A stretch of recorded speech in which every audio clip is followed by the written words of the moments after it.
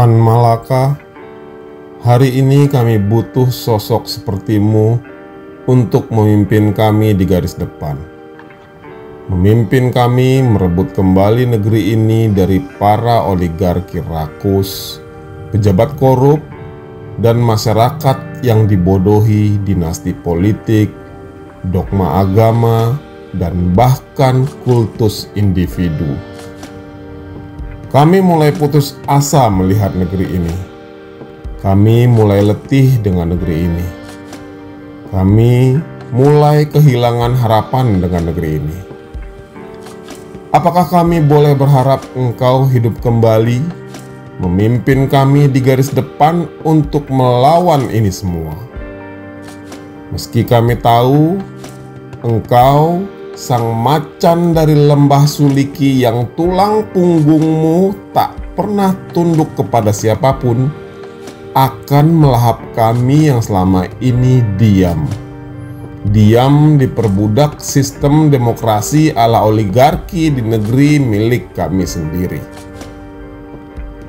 Tapi jika hari ini Engkau masih hidup, mungkin Engkau akan berkata bahwa kami tidak butuh pahlawan baru. Engkau akan berkata bahwa kami butuh keberanian hanya untuk berpikir seperti dirimu dulu yang berpikir sendirian, di tengah bangsa yang bahkan takut membaca pikiranmu sendiri.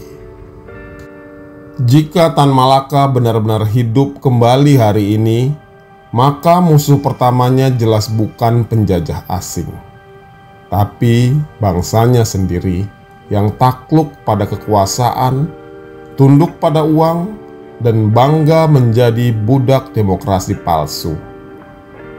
Ia akan melihat oligarki beranak pinak, menancapkan kuku di setiap jantung negeri ini, di istana, di DPR, di kampus-kampus, di televisi, dan bahkan mungkin di mimbar-mimbar agama. Ia akan mencatat dengan marah bahwa negeri ini tak dijajah, tapi dijual perlahan-lahan oleh mereka yang kita beri panggung, beri suara, beri gelar, padahal mereka tak punya keberanian selain menindas yang lemah.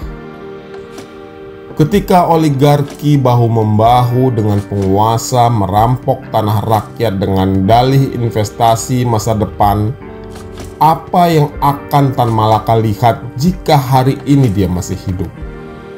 Mereka membabat hutan demi tambang, mereka keringkan laut demi reklamasi, dan mereka gusur petani demi investasi. Dan kita diam. Lalu apa? Tan Malaka akan menangis di depan pusaranya sendiri di Kediri sana.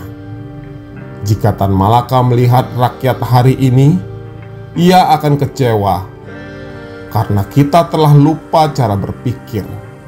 Kita sibuk bertengkar soal capres, padahal hari ini dengan kondisi ini, siapapun presidenmu, negeri ini tetap dikuasai para taipan.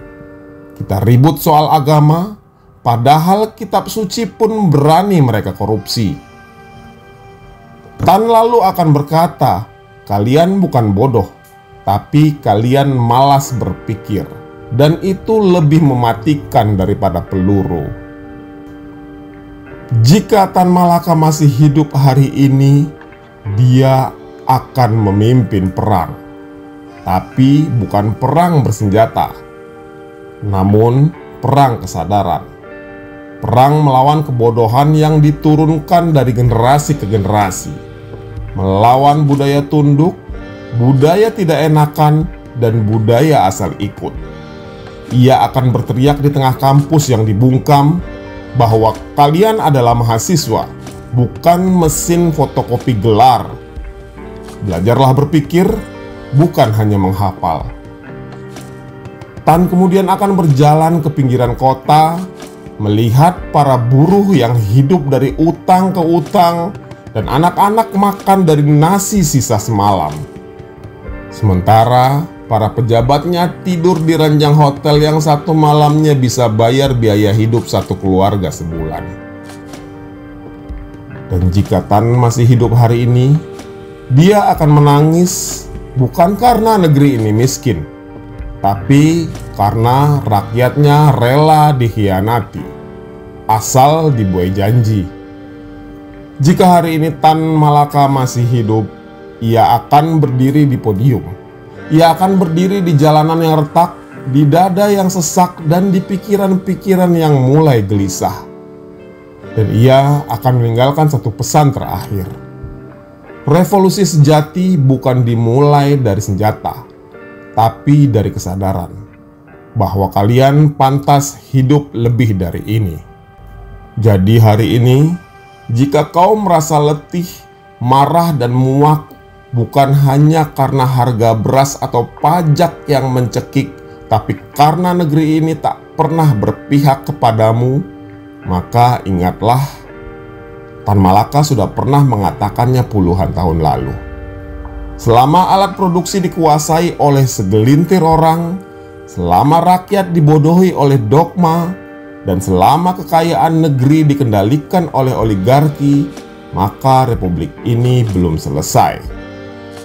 Jangan lagi tunggu pahlawan datang.